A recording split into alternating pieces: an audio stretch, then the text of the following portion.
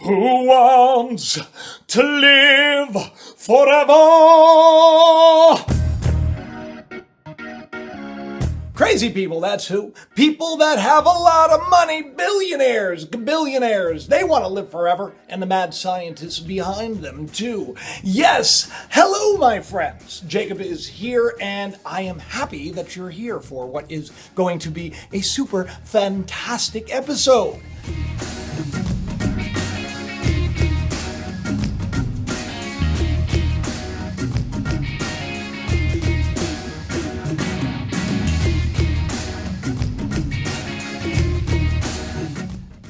You don't gotta die anymore. That's what the big news is. Now listen, this has been news for a while, but as per usual, this is something that we've talked about on the show. Remember that episode I did about Scott Kelly, the astronaut?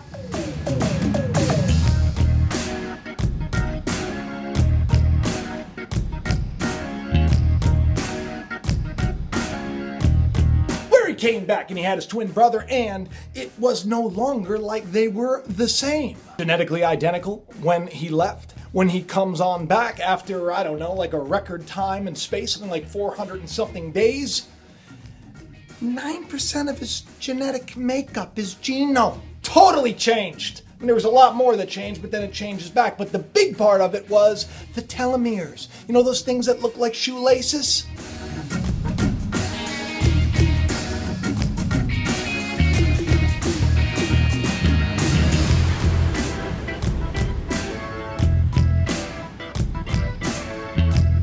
The stuff that keeps us alive. You know, the shorter it gets, the closer we are to dying. Well, while he was up there in space, they elongated. I said that was probably an attempt at learning how to become immortal. I did say that. And now, today's show is going to show you that the proof's in the pudding.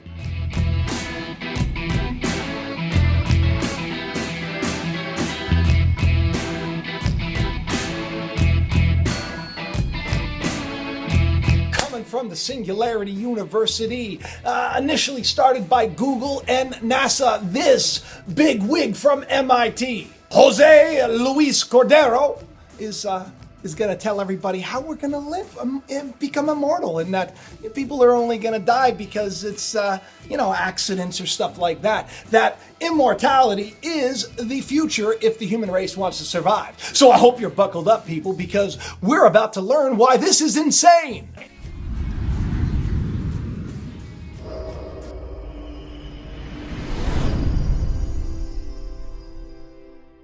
So is immortality something that's going to happen? Are we going to be able to download our consciousness into a computer? A lot of movies about that.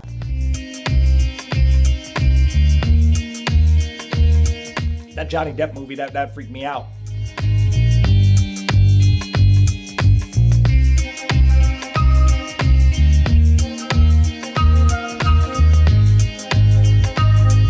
But the silicone-based futurist, Jose, the mechanical engineer with a degree from MIT, he says in 30 years, I will be younger than today, not older, says Jose Luis Cordero, who's a founding faculty member at the Singularity University, a Silicon Valley-based think tank devoted to futurism. Why? Because we are going to have rejuvenation techniques, and these experiments are beginning right now. Yeah, that's right. He actually hinted to the fact that they're doing this already, that they already have people that are going through this and they're like 20 years younger. Well, things are accelerating. We really live in exponential times, and medicine is being radically transformed. There is a disruption, and we are going to be living longer lives, healthier lives, probably indefinite lifespans very soon. Ray Kurzweil, who is the chairman of Singularity University, he says that he plans to become immortal by 2045, and I believe in that as well. In fact, I do not plan to die. Even more interesting, in 30 years, I will be younger than today. Death will be optional. That's right. Well, I guess optional if you have the money, because of course this will be something it'll cost a lot of money, right? Okay, we know that. We know it's all about making the Benjamins, right? Or should I say the Bitcoins? Because that's coming next, I'm sure. That's where AI wants us to be, at least. Shh, don't tell anybody, they may be listening. Death will be optional and aging curable by 2045, says this genetic engineer. Dying will be an optional thing within just 27 years, they say. 27 years. That's like, I'll see this time, right? And then I'll be given the opportunity to go, back in time to be here again, to do all this all over again? I don't think so. I'm moving on to bigger and better places, but I'm going to leave this place better than it was when I received. Not older, I will be younger. Why? Yeah. Because we are going to have rejuvenation techniques, and these experiments are beginning right now. There are patients who are being rejuvenated with experimental treatments. The process basically involves turning the bad genes into the good genes, right? So they say that they can do all this, but they still can't cure cancer. Alrighty then. One of the things that are being experimented with is increasing the telomeres at the end of the chromosomes. Actually, this is what cancer does. Cancer cells are biologically immortal. They do not age. So scientists are trying to understand why cancer has discovered how not to age so that we can apply that to the rest of the body. This is one of the most interesting things that are being experimented, and there is already one human patient that has undergone this kind of treatment for over 1 year, and her cells actually are becoming younger according to the length of the telomeres. They are regrowing, so they are becoming longer, which means that she is younger today. Wow. Goddard, who's based out of Massachusetts Institute of Technology, that's MIT, guy with the big brain, right? The big brain on Bob. Along with this mathematician, David Wood, they founded an operating system known as Symbian. And they've just published this paper, The Death of Death, and they say immortality is real and scientifically a great possibility that could come a lot earlier than once originally thought. I know they've been talking about this for a long time. I know.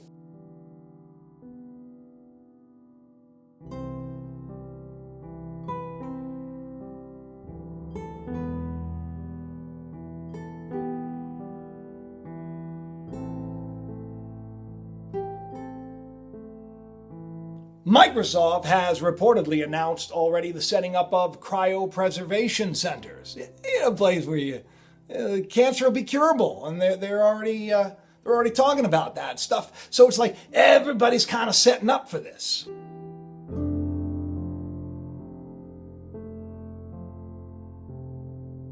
Now, he says that there are a lot of reasons for this. Okay, so we've seen over the last couple of years a decline in the sperm count of men, right? And a pretty big, drastic one. The little swimmers aren't swimming where they're supposed to be. They're not as strong, right? It's because everybody's busy eating a bunch of garbage, a bunch of GMOs, sitting on their butts playing a bunch of Fortnite games. Not Fortnite's... I just lost a subscriber.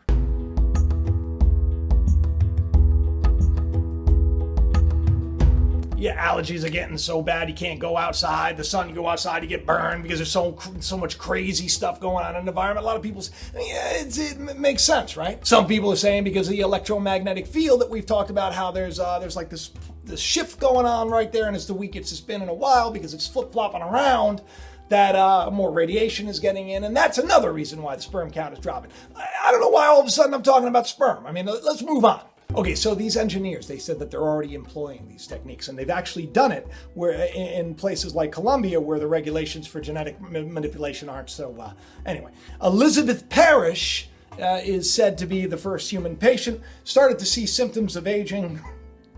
It's like, welcome to the club. Yeah, my birthday's coming up, June 11th. That's right, like 11/11, right? I was born on June 11th. Coming up. Talk about signs of aging. If it wasn't for the Just for Men, I'd be Grandpa Moses over here.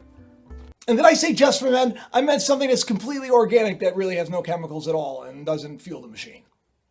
Now, here's something that I like to, this is where I want to come on here and I want to talk to you. Because there's a lot of news, right? They're already mapping the human brain.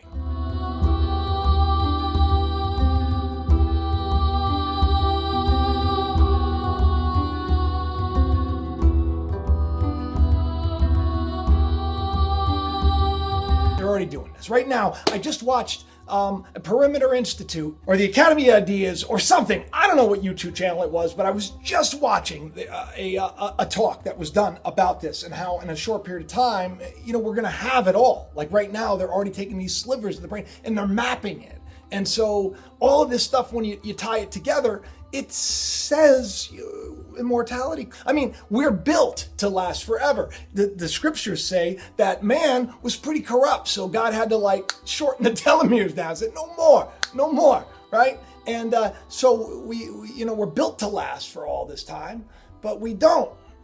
The scripture says we're supposed to last about 100-something years, right, or so. And so that's the case. Those were the parameters that were set. But man says, no, I want to live forever. Now, let me tell you something. I don't have a problem with technology. If that's the case, that's good, because I'm going to still continue to thrive and to continue to serve, what I consider to be God, the source of all things, the spirit that's within us all and is in charge of us all. And I actually put something on Twitter just today. If God be for me, who's against me, right? Who can be against me? And I thought to myself, wouldn't that be interesting if it was not if God be for me, like God's on my side, he's beating back the opponents, but what if God was before me, like as I'm approaching the later years of my life and I'm moving forward in my life, that before me is God and that's where I'm heading. If God is before me, anything's possible, right? When I get that little silver button soon. A couple of years ago, people said that was pretty impossible, but with the power of faith, all things are possible. We, my friends, are more than we've been told. So all of this stuff, it's cool. It's cool to see that everybody's trying so hard to use science and technology to basically do what we may be able to do without even needing it. We may not need technology. We may be able to reach a new level, a new enlightenment, a new awakening, a new day, just by simply entering into it, loving and understanding that this all that I'm talking about, it actually works. It's free, and I don't want anything from you. I just want you to, take this and use it and pass it along. Tell your friends. Don't forget to smash the like button and leave a comment. And for those people that say that I wear my shirts a little too tight, I say I put on my tightest one today. I was about 45 pounds overweight.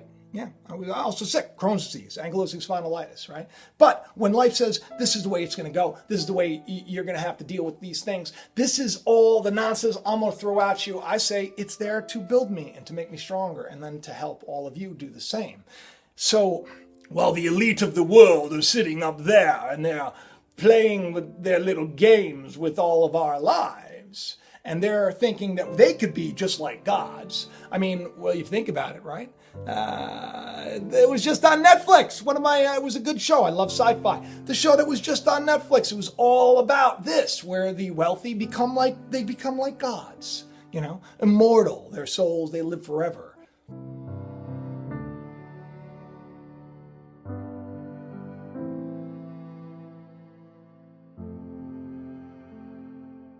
Predictive programming, huh? Predictive programming, that's the future. Well, so says Jose. And what say you? I'd like to know. Leave me a couple of comments and tell me. And I hope that all of you are doing so good. I hope you really are, because I tell you, look, it's been a tough week for me too. At times in life, we can be our biggest problem. You got to learn to look at things and say, is it worth it? Is it worth getting upset over that? Is it worth going out of the way for that? You have to think from a different point of view. You have to think if my actions are going to better a situation or if they are going to make the situation worse. It's like this life that we have is a game. And you are going about the game, those games, those role-playing games, and then you come to an intersection and you're presented with two stories. Do you want to do this to the person or do you want to do that to the person? Are you going to steal from this person or are you going to help them? This is the life, right? So of course we're creating these virtual reality games based on the life that we're playing already. But we're not from this world, right? We're in it, but we're not of it. Who we are is infinite. Do you remember where you were before you came here? Neither do I. I keep asking everybody. I'm hoping someone will tell me. We have more power over our lives and this world than we know. So it's time that we actively engage those powers and start creating a better lives for all of us. And the only way to do that, right? The only way to do that is to find out who you are. And the only way to find out who you really are is to take a second and say, who am I? Where did I come from? What am I doing here? Teach me the truth no matter what the cost. And when you do that, my friend, I guarantee you won't need to worry about no immortality. You'll realize that energy, first law of thermodynamics, cannot be created or destroyed. You're immortal to begin with. I love each and every one of you. I do hope you have the best day ever. Please do share it around, tell your friends, and have the best day ever. Bye-bye.